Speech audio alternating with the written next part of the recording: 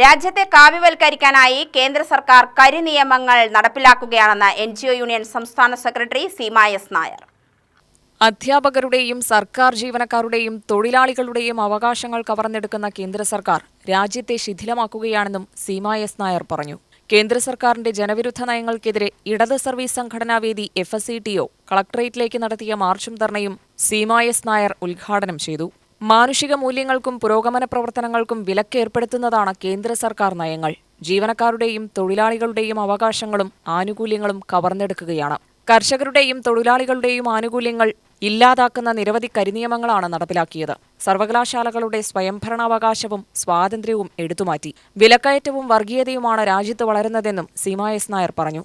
2024 അധികാരത്തിൽ വന്നിട്ടുള്ള മൂന്നാം മോദി സർക്കാർ 2014 ശേഷം രാജ്യത്താകെ തുടർന്നു വന്നിട്ടുള്ള തൊഴിലാളി വിരുദ്ധവും ജനവിരുദ്ധവുമായ നയങ്ങൾ, തൊഴിലാളി മേഖലയിൽ തൊഴിലാളി നയങ്ങൾ സ്വീകരിച്ചതിന്റെ ഭാഗമായി തൊഴിലില്ലായ്മ അതിരൂക്ഷമാകുന്ന സാഹചര്യം, വിലക്കയറ്റവും വർഗീയതയുമെല്ലാം ഏറ്റവും ഉയർന്ന രൂപത്തിലേക്ക് പോകുന്ന വർത്തമാനകാല സവിശേഷതകൾ, അങ്ങനെ ഓരോ മേഖലയാകെ എടുത്തു നോക്കുമ്പോൾ ജീവനക്കാരുടെയും അധ്യാപകരുടെയും തൊഴിലാളികളുടെയും ആനുകൂല്യങ്ങളും അവകാശങ്ങളും എല്ലാം കവർന്നെടുത്തുകൊണ്ട് രാജ്യത്തിന്റെ തൊഴിൽ മേഖലയാകെ ഇല്ലാതാക്കിക്കൊണ്ട് കാർഷിക മേഖലയിൽ സമഗ്രമായ കാർഷിക നിയമങ്ങളാകെ കൊണ്ടുവന്നുകൊണ്ട് ആ മേഖലയെ ഇല്ലാതാക്കാനുള്ള സമീപനം സ്വീകരിച്ചുകൊണ്ട് ആരോഗ്യ മേഖലയെയും അതുപോലെ തന്നെ വിദ്യാഭ്യാസ മേഖലയിലെ 2020 പരിഷ്കാര നടപടികളാകെ കൊണ്ടുവന്നുകൊണ്ട് സർവകലാശാലകളുടെ ജനാധിപത്യപരമായ അവകാശങ്ങളെയും സ്വയംഭരണ